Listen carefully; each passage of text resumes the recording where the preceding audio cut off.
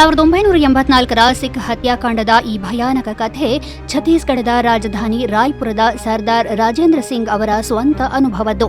22ನೇ ವಯಸ್ಸಿನಲ್ಲಿ ಈ ಭಯಾನಕ ದುರಂತವನ್ನು ಹತ್ತಿರದಿಂದ ನೋಡಿದವರು ಮತ್ತು ಅನುಭವಿಸಿದವರು ಅವರು. ಅಂದಿನ ಅವರ ಭಯಾನಕ ಅನುಭವವನ್ನು ರಾಜೇಂದ್ರ ಸಿಂಗ್ ಹೀಗೆ ನೆನಪಿಸಿಕೊಳ್ಳುತ್ತಾರೆ. ಮಧ್ಯಾಹ್ನ 12 ಗಂಟೆಯ ಸುಮಾರಿಗೆ ಪರಿಸ್ಥಿತಿ ಇದ್ದಕ್ಕಿದ್ದಂತೆ ಹದಗೆಡಲು ಪ್ರಾರಂಭಿಸಿತು. ಜನಸಮೂಹ ಬೀದಿಗಿಳಿಯಿತು ಮತ್ತು ಕಾಂಗ್ರೆಸ್ ಬೆಂಬಲಿತ ಗೂಂಡಾಗಳು ಸಿಖ್ಖರನ್ನು ಹುಡುಕಿ ಕೊಲ್ಲುತ್ತಿದ್ದರು. ನಮ್ಮ ಮನೆಯ ಮುಂದೆಯೇ ಗಲಭೆಕೋರರ ಗುಂಪೊಂದು ಜಮಾಯಿಸಿತು. ಅವರ ಪ್ರಚೋದನಕಾರಿ ಘೋಷಣೆಗಳು ನಮ್ಮ ಹೃದಯಗಳನ್ನು ಚುಚ್ಚಿದವು. ಕೆಲವರು ಒಡೆಯಿರಿ, ಒಡೆದು ಹಾಕಿ ಎಂದು ಕೂಗುತ್ತಾ ಬಾಗಿಲುಗಳನ್ನು ಕೋಲುಗಳಿಂದ ಬಡಿಯಲು ಪ್ರಾರಂಭಿಸಿದರು. ಆ ಕ್ಷಣದಲ್ಲಿ ಅದು ನಮ್ಮ ಕೊನೆಯ ಕ್ಷಣದಂತೆ ಭಾಸವಾಯಿತು. ಆದರೆ ನಂತರ ನೆರೆಹೊರೆಯಲ್ಲಿ ವಾಸಿಸುತ್ತಿದ್ದ ಮತ್ತು ಆರ್ಎಸ್ಎಸ್ ಪ್ರಚಾರಕರಾಗಿದ್ದ ಡಾಕ್ಟರ್ ಶಿವಗೋವಿಂದಜಿ, ಭೀಷ್ಮಲಾಲ್ಜಿ ಮತ್ತು ತಾಮ್ರಕರ್ಜಿ ಅವರು ಇತರ ಆರ್ಎಸ್ಎಸ್ ಸ್ವಯಂ ಸೇವಕರೊಂದಿಗೆ ಒಟ್ಟುಗೂಡಿ ನಮ್ಮ ಪ್ರದೇಶದ ಎಲ್ಲಾ ಸಿಖ್ ಕುಟುಂಬಗಳ ಜೀವಗಳನ್ನು ಉಳಿಸಿದರು.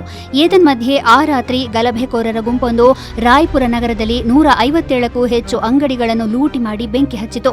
ಆ ಸುಟ್ಟ ಅಂಗಡಿಗಳಲ್ಲಿ ನಮ್ಮ ಅಂಗಡಿಯೂ ಸೇರಿತ್ತು. ಗಲಭೆಯಲ್ಲಿ ನಾವು ಹೊಂದಿದ್ದ ಎಲ್ಲವೂ ಬೂದಿಯಾಯಿತು.